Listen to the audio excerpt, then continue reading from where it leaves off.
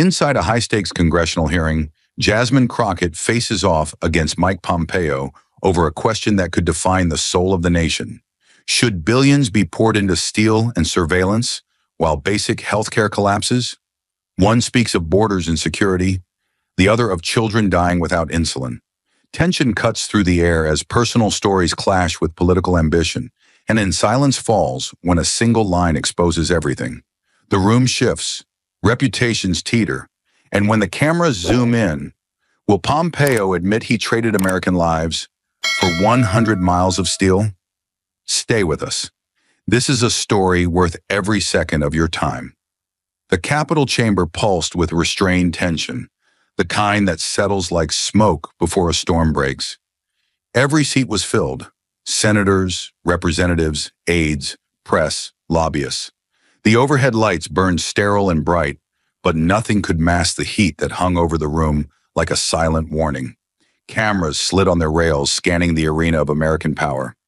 One lens zoomed in on Jasmine Crockett, stone-faced, eyes forward, a crimson folder anchored beneath her steady hands.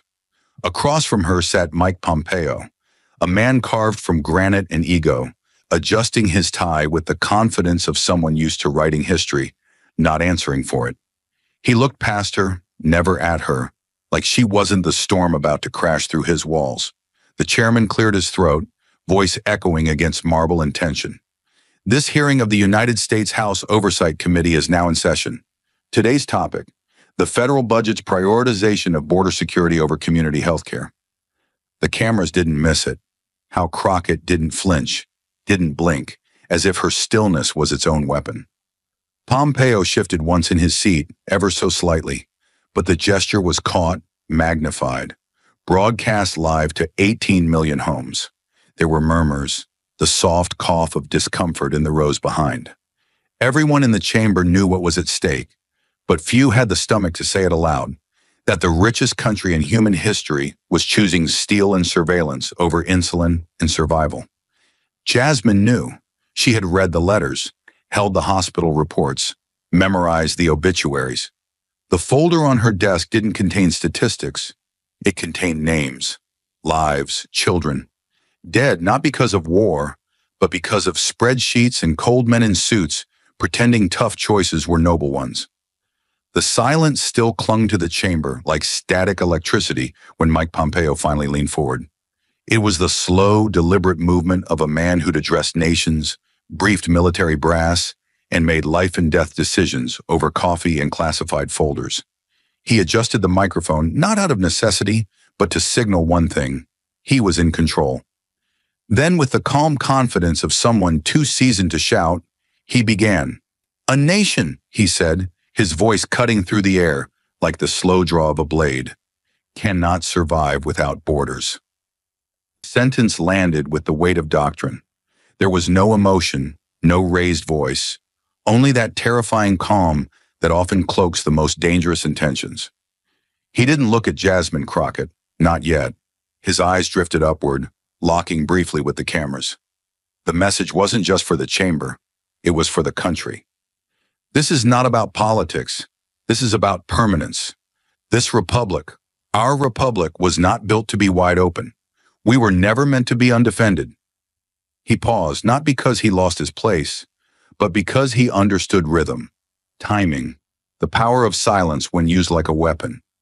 And $25 billion, he continued, letting the number stretch across the chamber like a shadow, is not a cost.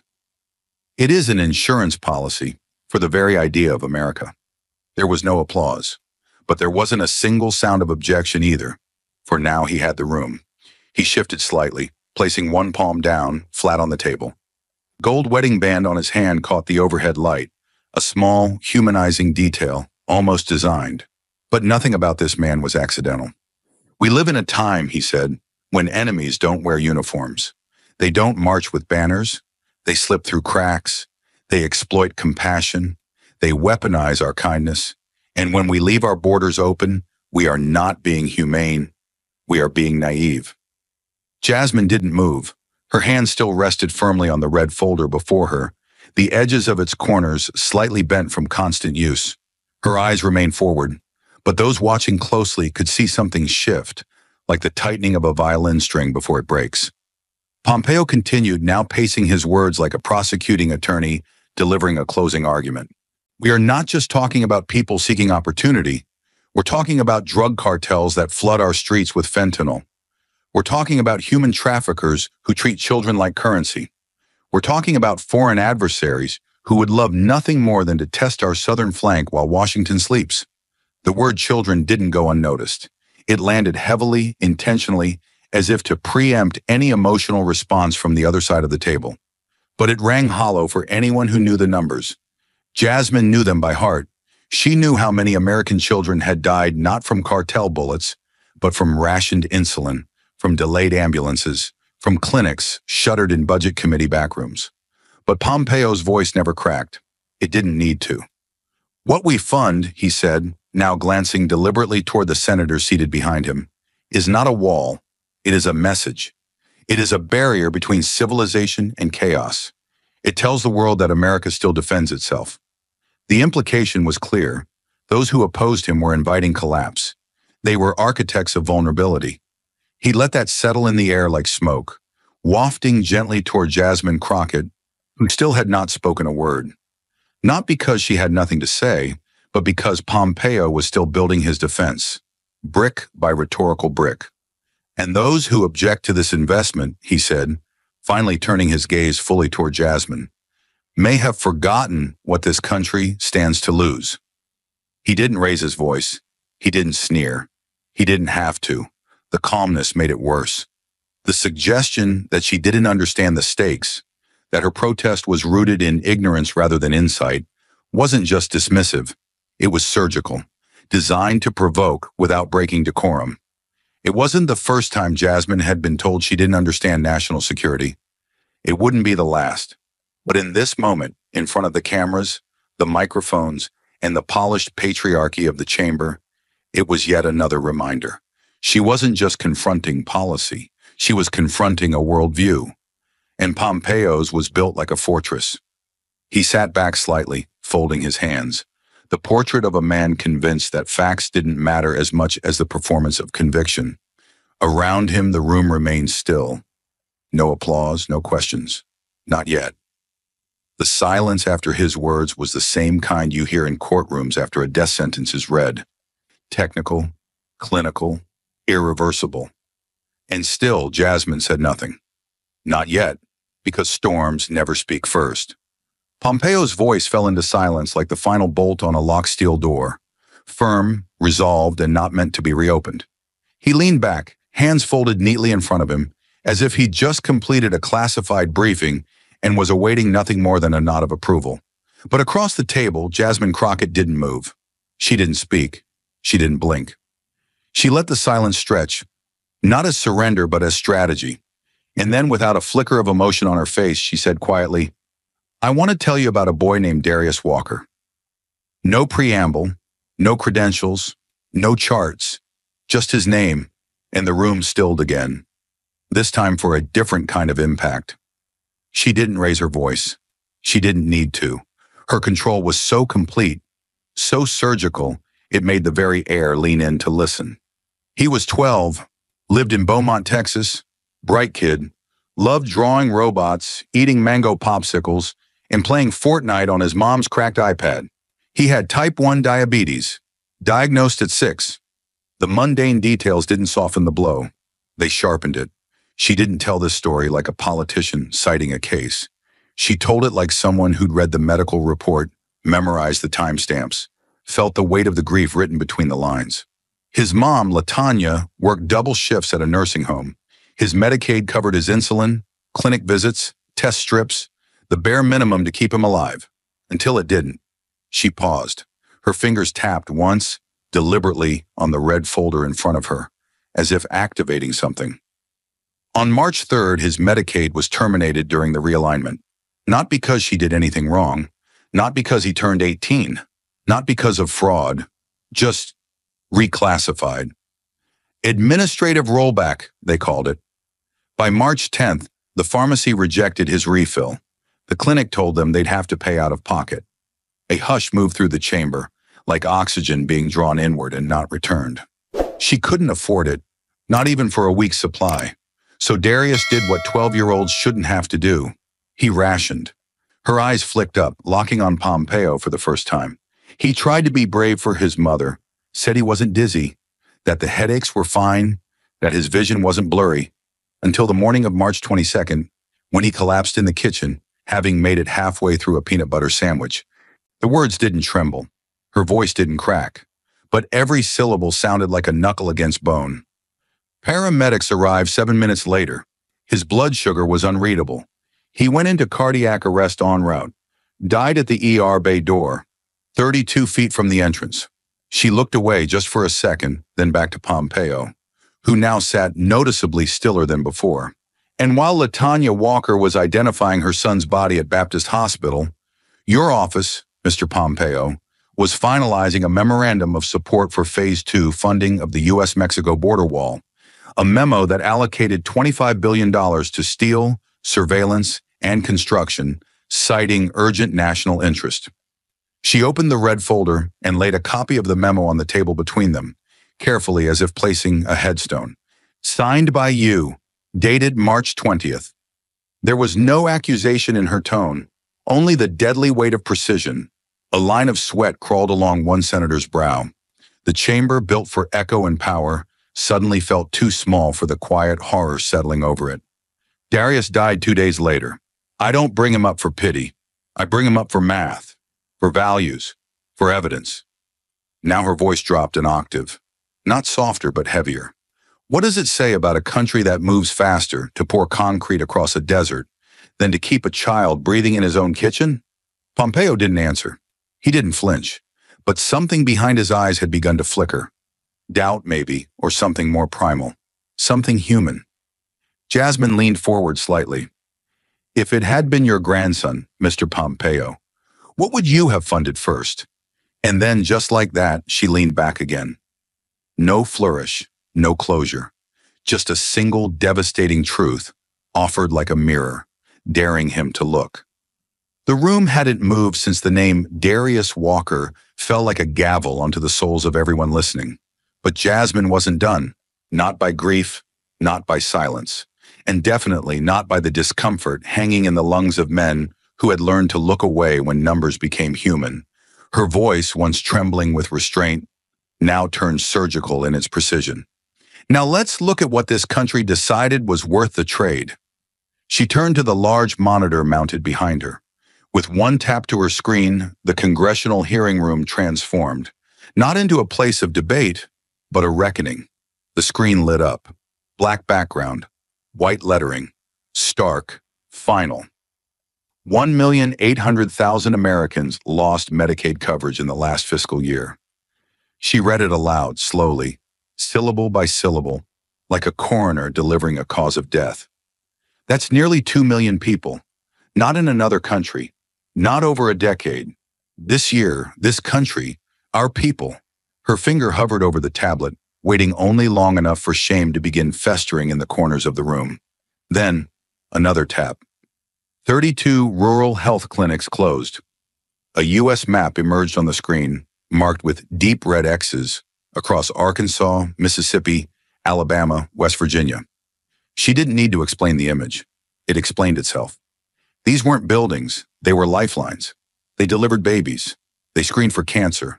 They stabilized gunshot wounds. In some counties, they were the only healthcare provider for 100 miles. The red folder before her remained untouched now. The screen had become her scalpel.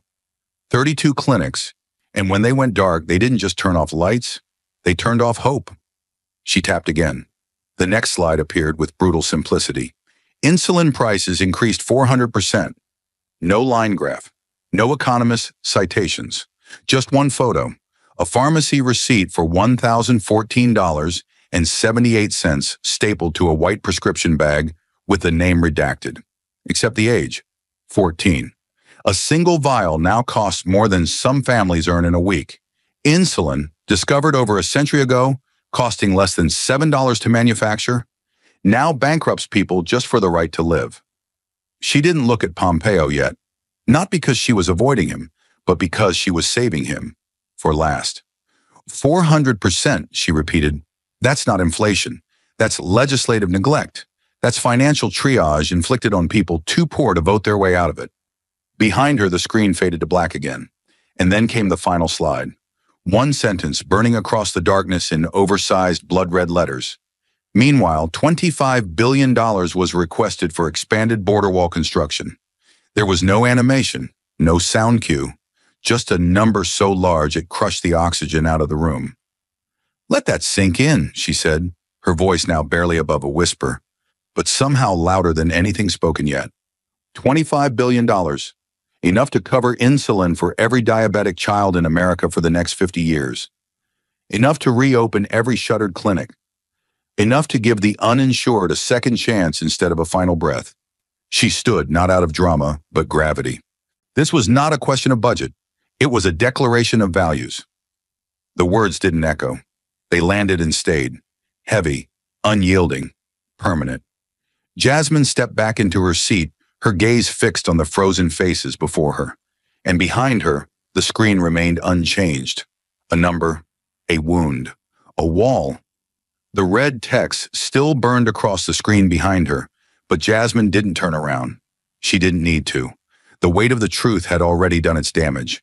The chamber was thick with a silence that felt almost holy until Mike Pompeo broke it. He exhaled through his nose. No tremble, no hesitation. Then he leaned forward slowly, like a man about to deliver a eulogy he didn't entirely believe in. "I grieve for that boy," he said, voice even, smooth, controlled. "I do." The words were perfectly modulated, but hollow at the center, like a flag folded with precision, but laid over the wrong coffin. He didn't look at Jasmine. He didn't look at the screen. He stared straight ahead as if speaking to the institution itself, not the people wounded by its choices. "No one wants a child to die," he continued, "but no nation can build its future on tragedy. We are not a government of sentiment. We are a government of laws." His jaw flexed slightly as he spoke. Behind the cool demeanor, there was steel, an unyielding belief that order mattered more than pain. That policy was always cleaner than people. We cannot afford to make national decisions through the lens of personal heartbreak.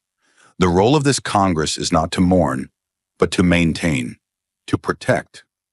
Now his eyes flicked to Jasmine, only briefly, like a tactical sweep, not a connection. Every dollar spent on securing our borders is not a theft from our compassion. It is the fulfillment of our duty. He sat a little straighter. His voice sharpened, turned colder. Border security is not the enemy of healthcare. It is the precondition for it, because every crisis that overwhelms our hospitals, every emergency room that collapses under pressure, begins with chaos at our southern flank. He let that statement breathe, like it was a fact carved in stone. "I've seen it. I've read the reports. Migrant crossings that end in ambulance rides. Emergency care consumed by patients who never paid into the system. Clinics forced to divert resources to people we never planned to serve." He paused again. Deliberate, exacting. "We are a generous nation, but generosity without control is suicide disguised as virtue." That line hung there, colder than anything he'd said before. "I understand the pain. I do. But pain cannot be our compass. Law must be."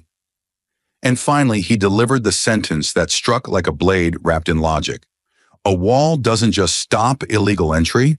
It stops the ripple effect that empties our pharmacies, closes our clinics, and burdens our people. Every dollar for the wall is a down payment on the stability our healthcare system so desperately needs. He sat back, hands folded again, face unreadable. Not proud, not angry, just settled, like a man who believed he had restored order, wiped the table clean.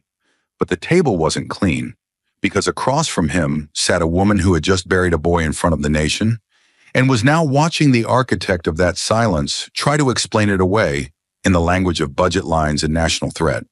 And she hadn't blinked, not once. The stillness that followed Pompeo's final sentence wasn't silence. It was aftermath. His words lingered in the air like the cold smoke of a just-fired weapon. Law must be our compass. Every dollar for the wall is a down payment on stability. To the untrained ear, it sounded like strategy, but Jasmine Crockett had heard it before. Rhetoric polished enough to bury the consequences it creates. She didn't respond with rebuttal. She responded with evidence. Slowly, deliberately, she opened the red folder that had sat motionless in front of her throughout the hearing. An object so understated it had almost faded into the furniture. But now, under the chamber's sterile lights, it became something else entirely. A vault. A loaded chamber of truths. Her fingers slid past several pages, skipping the stories and case studies. This wasn't the time for grief. This was the time for proof. She withdrew a single document and raised it, not high, not with drama, but with deadly intention.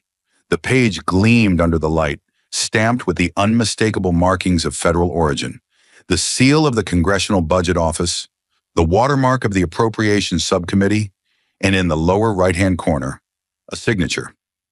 "What I'm holding," she began, her voice cold and clear, "is a classified memorandum from the Congressional Budget Office, dated March 17th of last year." No tremble, no hesitation. Her tone had shifted into something almost surgical, too precise to be called emotion, too sharp to be dismissed as performance.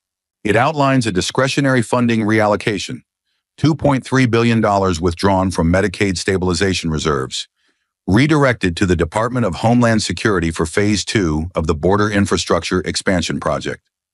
She walked toward the exhibit display podium slowly, heels echoing like gunshots against marble. When she arrived, she placed the document down, turned it so the cameras could capture the signature, and tapped it twice with her index finger. It states clearly, "Funds moved pursuant to National Security Prioritization Guidelines issued in coordination with the U.S. Department of State." She turned back to the room, and for the first time during the hearing, she looked directly at Mike Pompeo. Not as an adversary, but as an author. "That signature," she said, pointing again, "is yours. Michael Richard Pompeo, Secretary of State." The room did not gasp. That would have been easier. Instead, it froze. A suspension of air, of posture, of certainty. The weight of the truth didn't break like glass. It settled like stone. Jasmine remained standing, her posture straight, her face unreadable. "You sat here just moments ago and told this committee that our hospitals collapse under the burden of migrants, that the border wall is an investment in healthcare, that our problem is too much compassion." She let those words hang a moment. His words reflected back at him like a mirror held under floodlights. "But this paper says otherwise. This isn't about migrants. This isn't about national threat. This is about arithmetic. It's about shifting billions from insulin to iron." Her voice lowered, not from weakness, but from gravity. "You said I was guided by emotion, but this," she lifted the page slightly, "this isn't emotion. It's policy. It's choice. It's quiet violence with a bureaucratic signature." She stepped back slowly, returning to her chair but remaining on her feet. "So I'll ask you plainly, Mr. Pompeo, if this were just sentiment, if my case were made of feelings, why does your name appear at the bottom of a document that traded Medicaid for concrete?" No one spoke. Not the chair, not the aides, not the rows of senators and staffers lined behind their microphones. Even the screen behind her, which moments ago had flashed with data and outrage, had gone black, as if to let the document speak on its own. There it sat, plain, dry, final, a government seal, a number, a name, and Jasmine Crockett's voice still lingering in the air, sharper than law, colder than logic. "Do you still call this emotion?" The paper with Pompeo's signature still sat on the evidence table, like a stone dropped in a still pond. Ripples of silence spreading outward from its weight. But Jasmine Crockett didn't sit down. She didn't relent. Her expression didn't change, but her body leaned slightly forward, and with it came a shift in the room's gravity. The evidence had spoken. Now came the reckoning. Her voice didn't rise. It tightened, a tone that wrapped around the air like wire. "You signed this," she said slowly, each word landing like a verdict. "You authorized the transfer. You redirected $2.3 billion away from health coverage and into steel. And just a few weeks later, 3 community health centers in Mississippi shut down." She didn't blink. The room didn't breathe. Not restructured, not relocated, not temporarily closed. Gone. She let that sink in, not as an accusation, but as a fact no man in that room could undo. Do you know what happens in places like Pike County, Mississippi, when the nearest emergency facility disappears? She didn't wait for an answer. Her hand returned to the red folder, no longer a symbol, but now an execution file. She pulled out a single sheet of paper, standard white, black border, a date in the top right corner. A name typed in clean, emotionless courier font. "This is the death certificate of Elijah Walker," she said, the name cutting through the air like a blade. Age 9, cause of death, acute asthma attack. Time of death, 11:42 p.m. Her hand trembled now, but not from uncertainty, from the restraint it took to speak calmly while holding state-sanctioned failure in her fingers. Elijah lived in Forest County. When he had his attack, his mother drove to the clinic he used to go to for inhaler refills. She looked down at the certificate, then back at Pompeo. It was padlocked. A pause. The room leaned forward, quietly horrified. She called the next facility, 40 minutes away. They told her he no longer qualified under the new coverage rules, that they couldn't admit a non-insured minor without immediate payment. No outrage in her tone, just precision, clean, devastating. So she kept driving. She folded the certificate in half, not to hide it, but to control the tremor in her fingers. Elijah died in the back seat of a 2008 Toyota Corolla, his eyes wide, his lips blue, still clutching an empty inhaler in one hand and his mother's purse strap in the other. Now she looked at Pompeo fully, not as a colleague, not as a witness, but as a man responsible. Her voice dropped, not louder, but heavier, dragging every ear in the room toward her.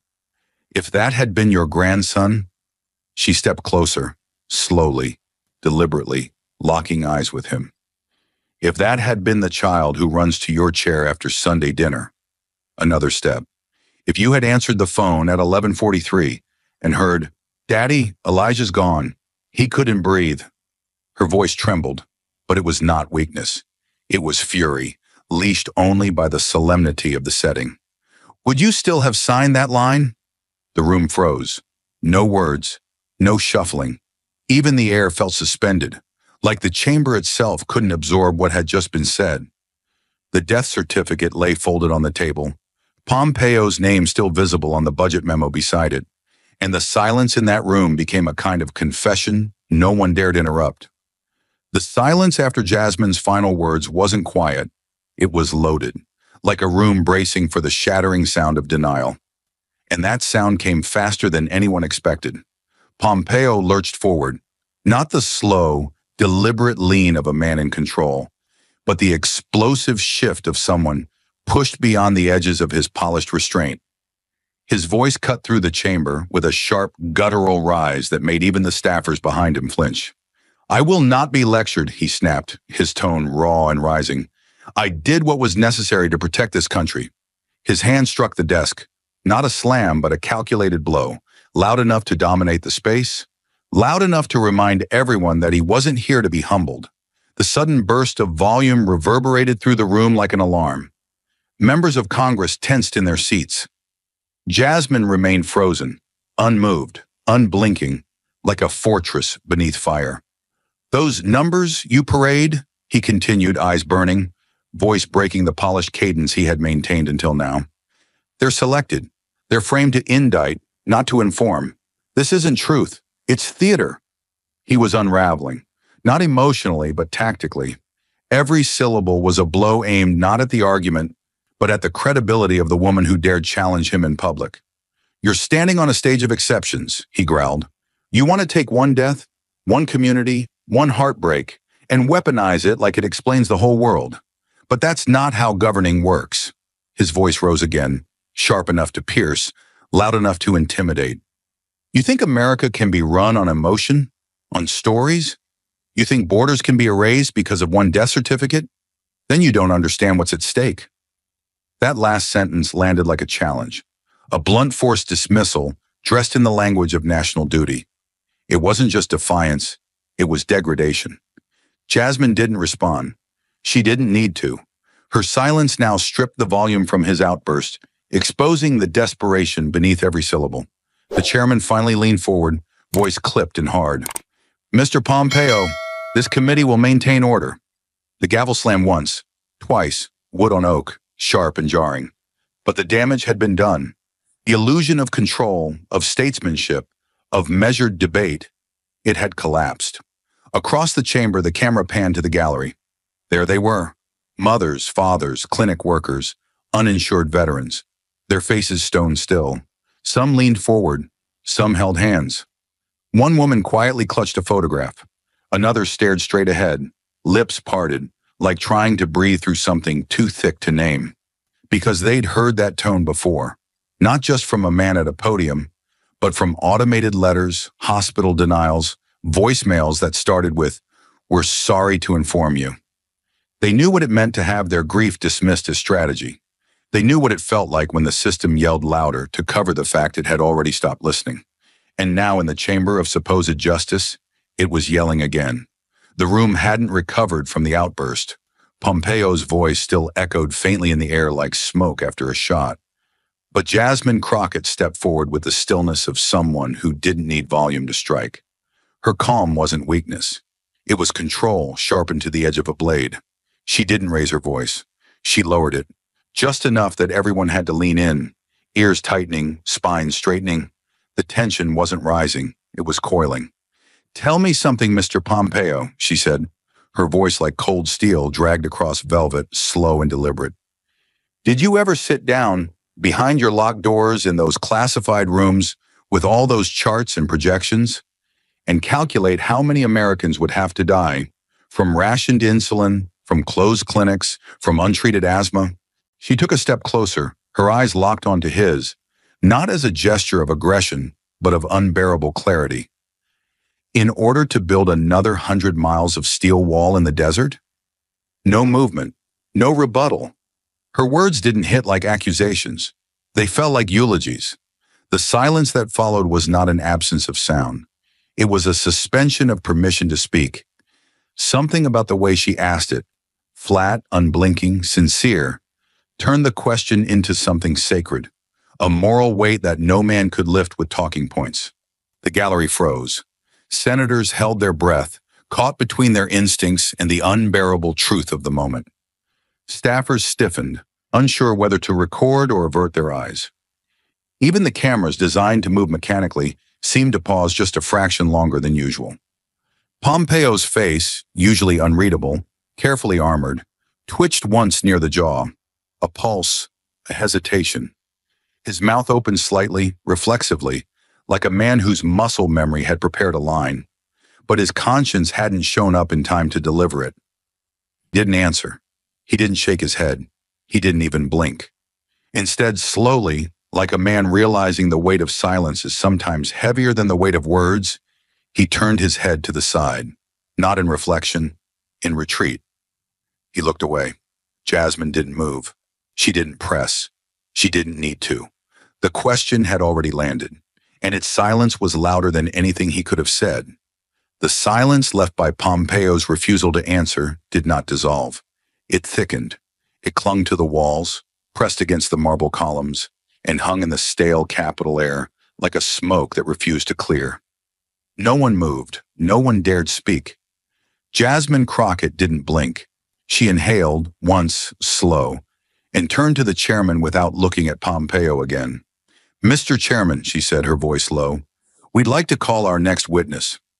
The back doors of the hearing chamber creaked open, not grandly, but with a sharp metal moan that made heads turn. A woman entered, young, slight, with weary eyes and a spine held rigid by the weight of things she'd never intended to carry. No press team, no prepared remarks, just the unmistakable aura of someone who'd lived through hell and wasn't sure this room deserved to hear about it. She wore navy scrubs under a gray cardigan, the sleeves rolled halfway up her forearms, revealing hands that shook not from fear, but from suppressed memory. A hospital badge clipped to her collar read Dr. Rena Wallace, Jefferson County Medical Center. In her left hand, she held a photo, 8 by 10, black and white, slightly bent. In her right, a sealed folder, thick with documents that had weight only because the man they referred to was now dead. She stepped to the microphone. No smile, no preamble, just breath and a single practiced nod. My name is Rena Wallace. I'm an emergency physician in rural Mississippi. She raised the photo slightly, gently, like it was glass, was my patient. The image caught in the camera lens and flooded across monitors. A young man, black, late 20s, shirtless beneath a hospital sheet, eyes closed, one hand visibly gripping the edge of a gurney. In the corner of the photo, a timestamp, 3:42 a.m. His face was peaceful, but not resting. It was absence. Dr. Wallace's voice stayed soft, but every word came out carved in stone. He arrived with classic signs of appendicitis, sweating, pain in the lower right quadrant, fever at 103. We diagnosed him quickly. In any other hospital on any other day, we would have had him in surgery within an hour. She swallowed. Her eyes flicked to the panel. There was no accusation in her gaze. There didn't need to be. But Joshua had no insurance, and our hospital had just lost 5 ICU beds due to a federal budget decision made 8 weeks earlier. There was no place for him post-op.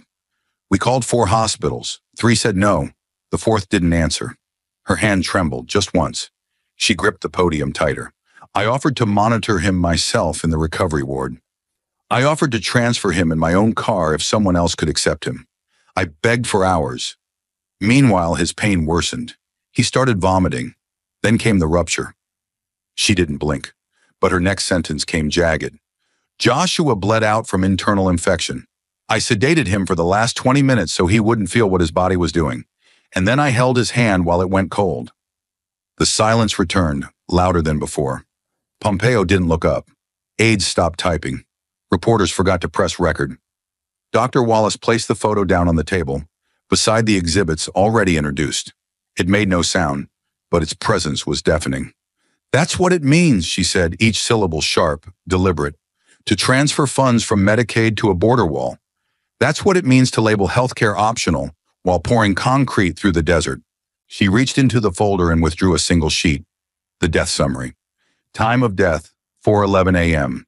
Cause, septic shock. Perforated appendix. No surgical intervention. She didn't cry. She didn't yell. She simply whispered, "He could have been saved." But there was no room. And this time, even the air itself seemed ashamed to move. The doctor's testimony didn't end with a mic drop or applause. It ended with absence. The kind that fills a room not with noise but with consequence. The kind of silence that can't be escaped by shifting in a chair or shuffling papers. Jasmine Crockett said nothing. She didn't need to. Neither did the room. For 10 full seconds, time itself seemed suspended between breath and reckoning. Then came a sound, not loud, not forceful, but barely audible over the courtroom air. A man once called the architect of America First now sat still, his shoulders taut as wire beneath his navy suit.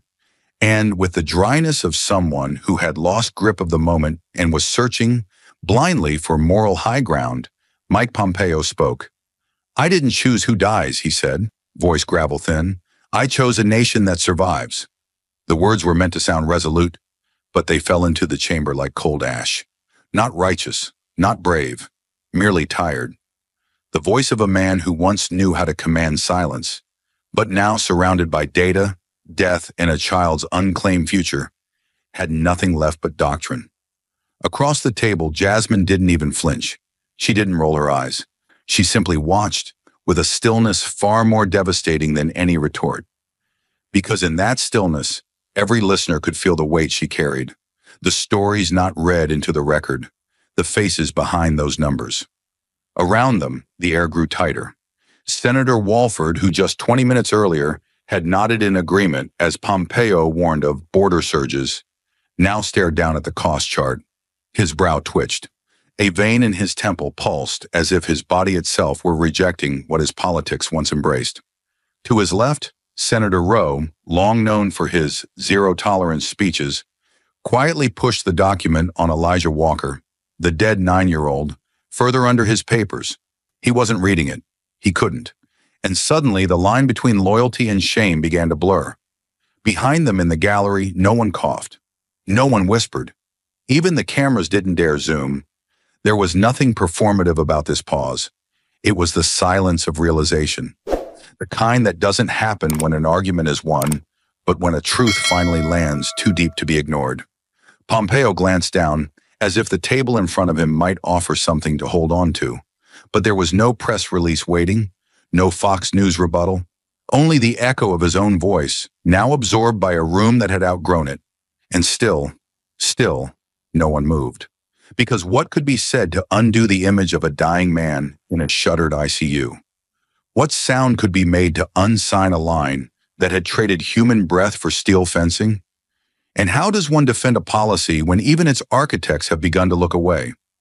In that moment, the former Secretary of State looked less like a guardian of national security and more like a man left alone with the consequences he never thought would catch up to him.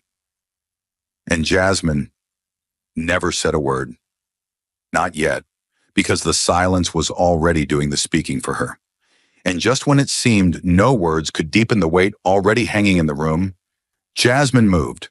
Not with fury, not with defiance, but with a quiet precision that carried the gravity of a funeral procession. She reached beneath her folder, pulled out a small object wrapped in sterile gauze, and unwrapped it slowly in full view of the chamber. A single empty insulin vial.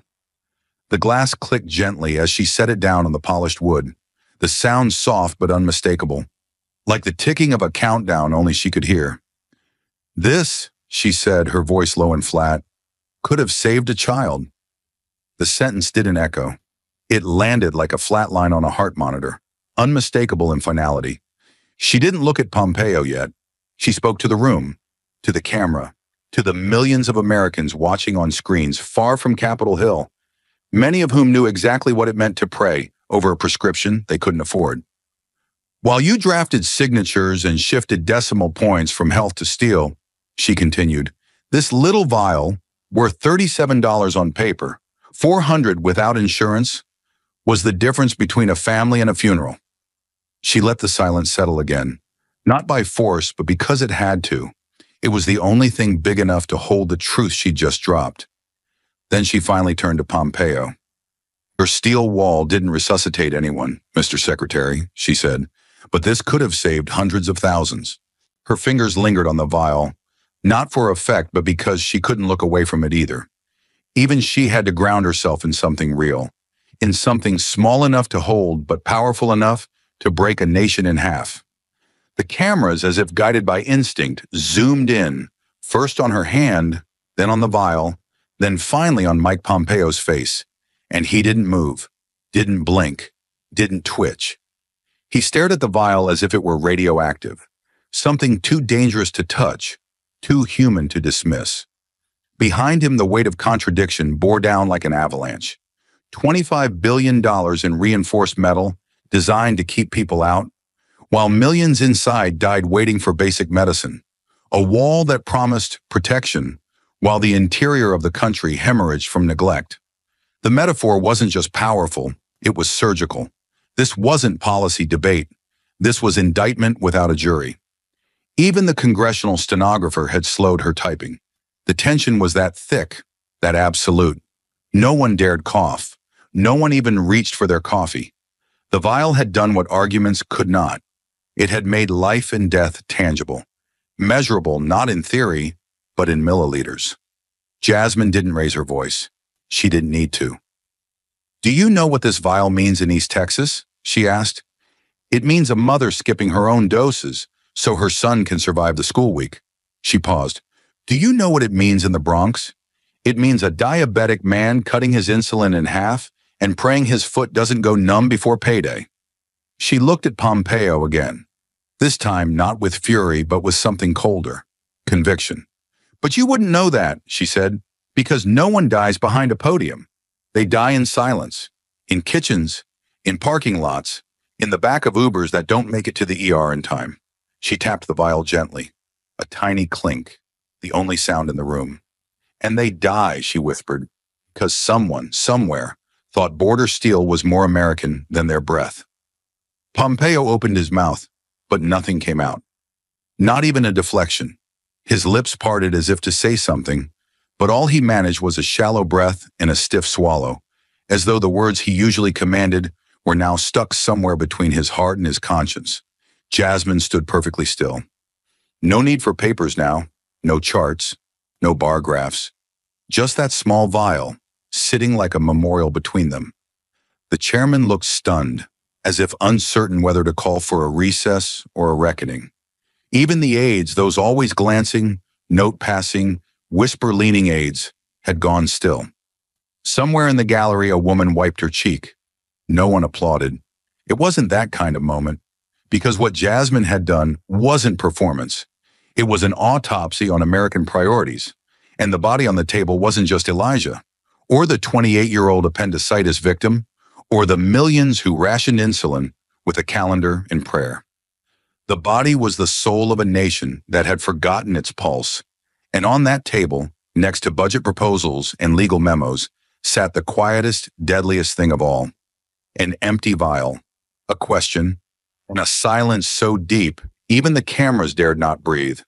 And for a long moment the room was completely still, so still that even the hum of the overhead lights seemed louder than breath.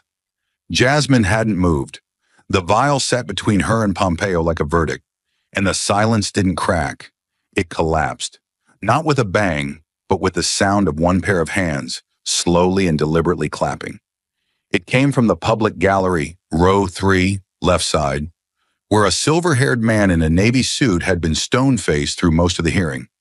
His name was Frederick Holt, a retired defense contractor and longtime critic of Crockett's stance on budget reallocation.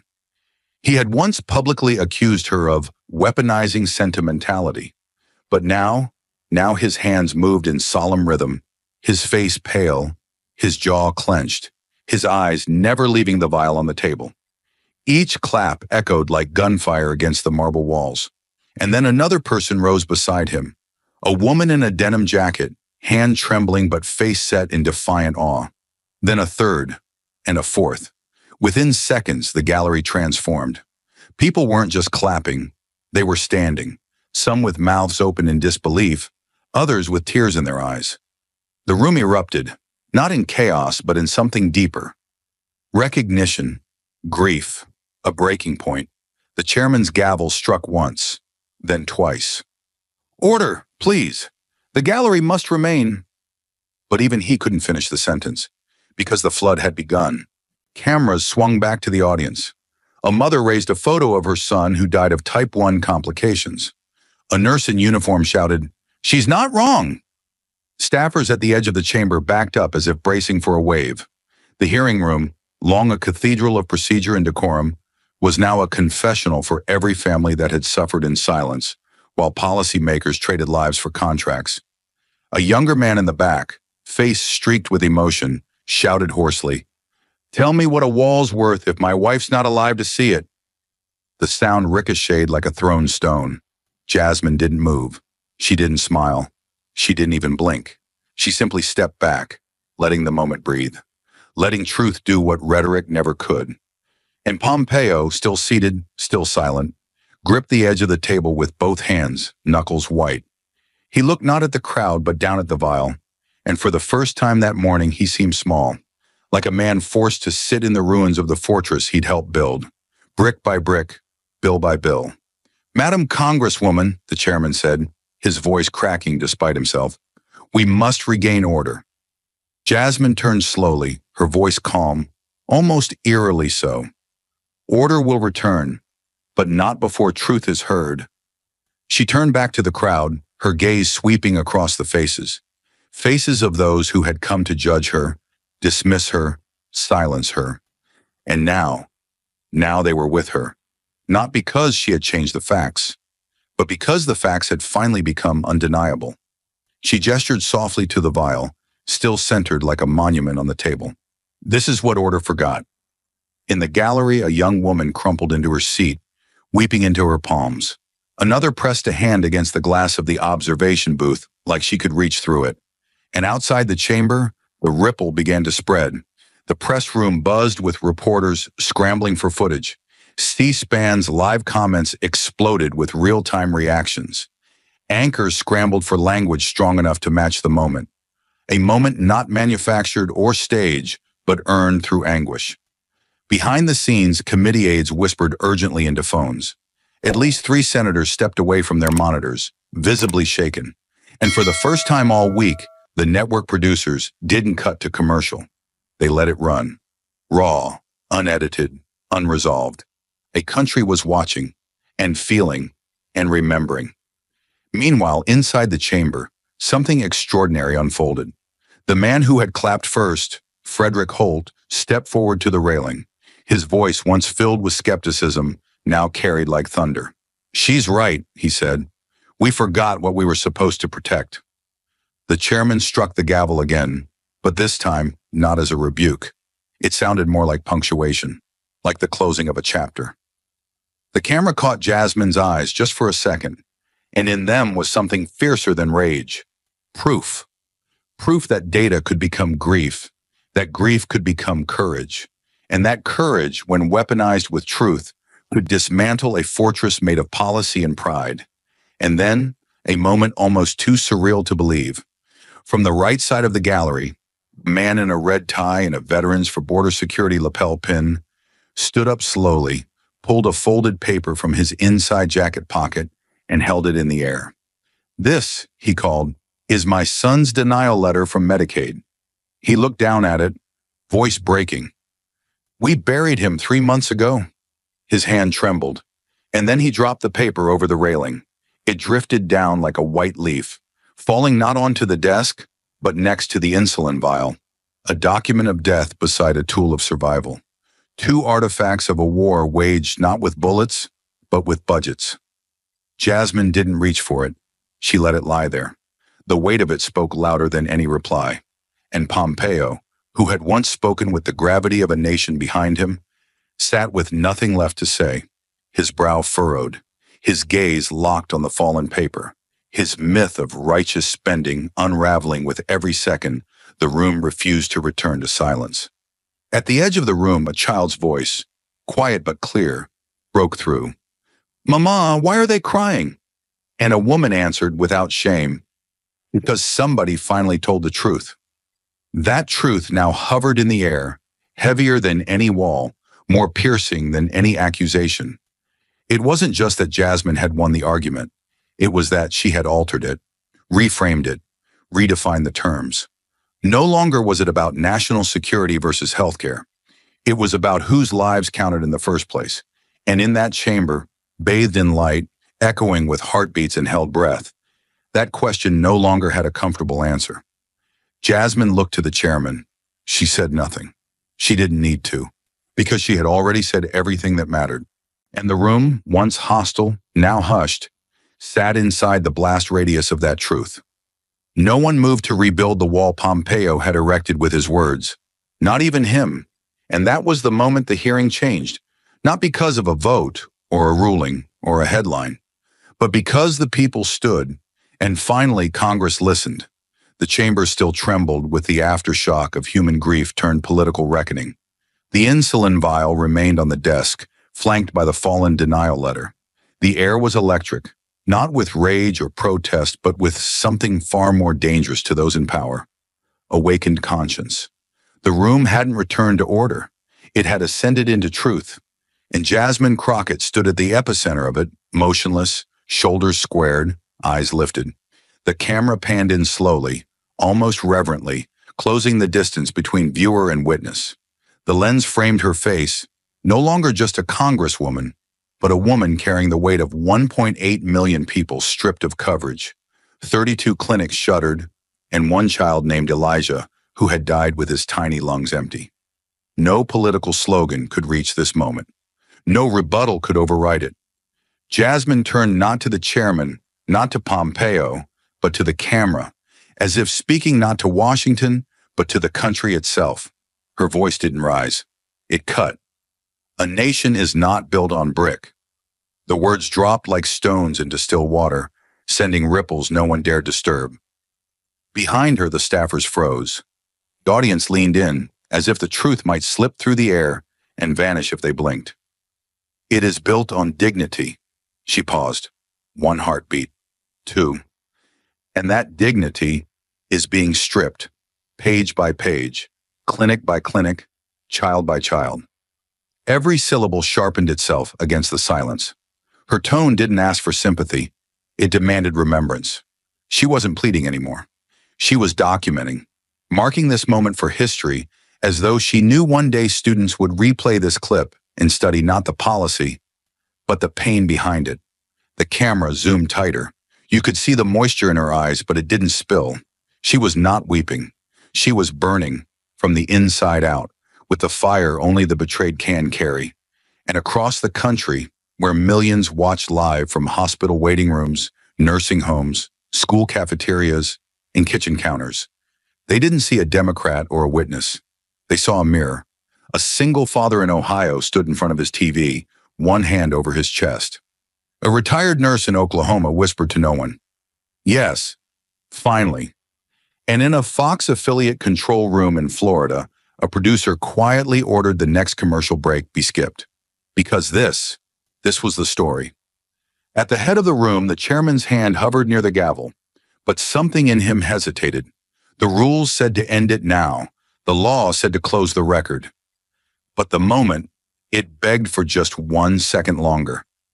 Jasmine's eyes scanned the chamber one last time. Pompeo sat still, now flanked by papers he didn't touch and documents he couldn't defend. His jaw locked, his face tight. And yet, he said nothing, because there was nothing left to say. No wall, no steel, no speech could be taller or stronger than that empty vial of insulin. We talk of survival as if it's a border, but dignity is what makes survival worth anything at all. The lights above flickered just slightly, as if the old bones of the chamber felt the weight of what had been said. She stepped back slowly. The chairman, voice now barely above a whisper, lifted the gavel. "This hearing is concluded." The gavel fell. Crack, but no one moved. Not a soul.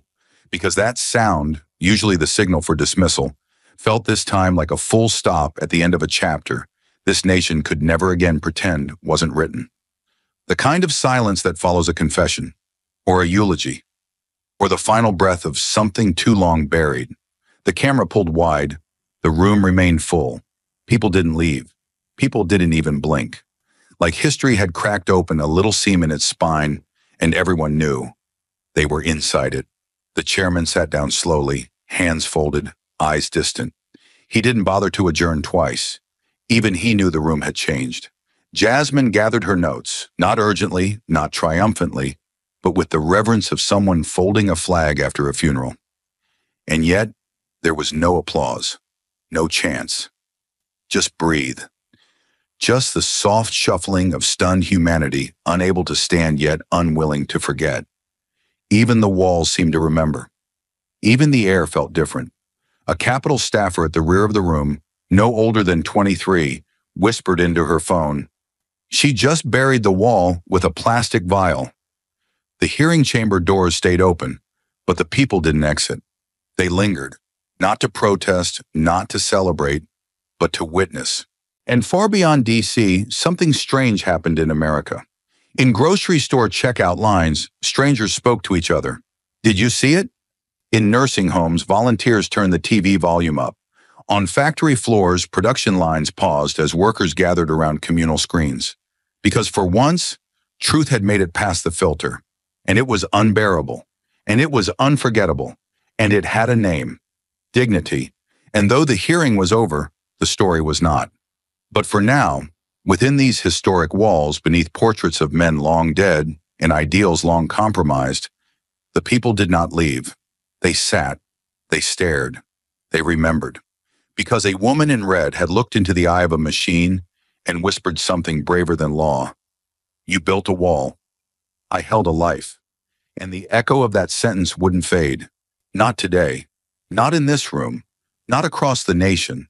Not in the memory of a boy named Elijah or a man who died in a doctor's arms. Not in the pulse of a moment when America, if only for a breath, remembered its soul.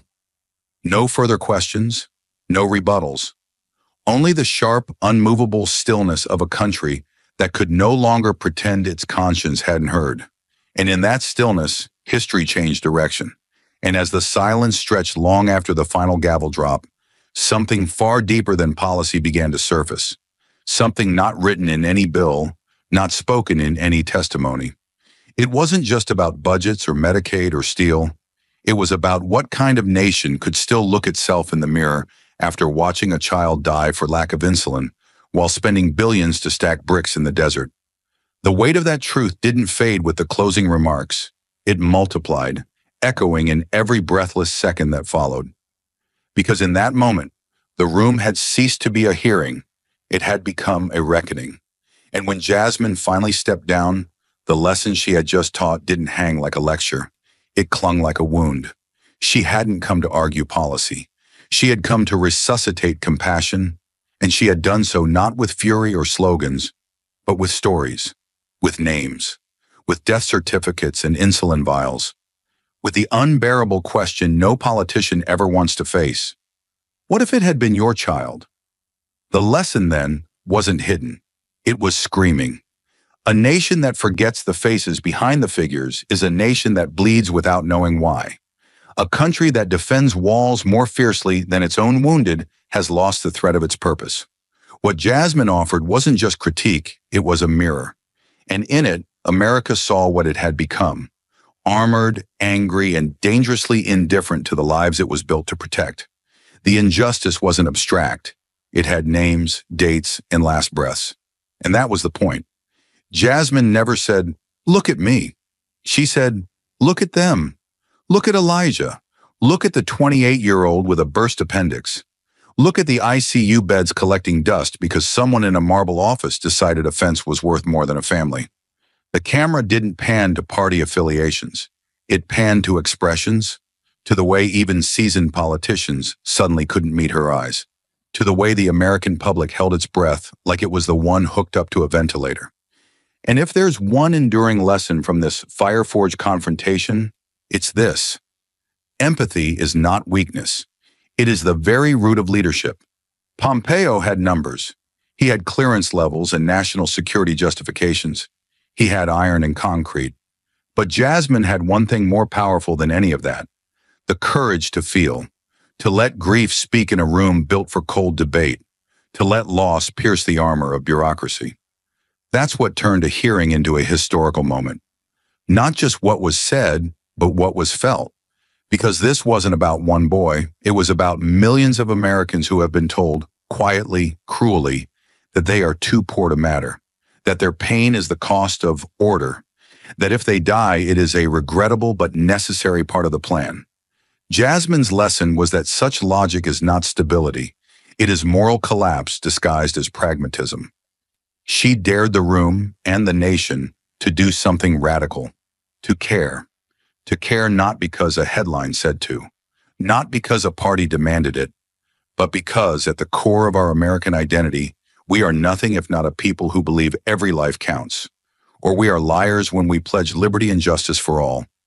And so the lesson endures, that dignity is not abstract, that patriotism without compassion is performance, that budgets are moral documents, that any law that does not protect the vulnerable is not a law, it is a weapon. Jasmine didn't change the law that day, but she changed the terms of the debate. She forced the room to redefine what security means. Is it barbed wire at a border? Or is it a mother being able to buy insulin without choosing between medicine and groceries? Is it drones in the sky? Or is it making sure no child ever gasps their last breath because bureaucracy denied them care? She didn't raise her voice. She raised the stakes. And now the burden was no longer on her to prove why Medicaid matters. The burden was on every lawmaker to explain why, in God's name, it was ever up for debate. This was the human lesson: that silence in the face of suffering is complicity. That steel is strong, but not as strong as a voice unwilling to look away. That even in the coldest rooms, lit by fluorescence and drowned in paperwork, a single act of moral clarity can shift the tectonic plates of power. And so, the story would not end with the gavel. It would echo in policy briefings, in editorials, in classrooms, in late-night kitchen table arguments. It would echo in campaign ads, yes, but more importantly in the quiet decisions of citizens who had seen the price of indifference. Because Jasmine Crockett didn't just challenge Mike Pompeo. She challenged America's conscience. And for one unforgettable moment, it answered, "Thank you for watching until this moment and for standing with us on this journey for justice." Your support means everything, like subscribe and turn on notifications so you never miss what's next. And we'd love to hear your thoughts. Leave a comment below and let us know what moved you most in this story. Together, our voices make a difference.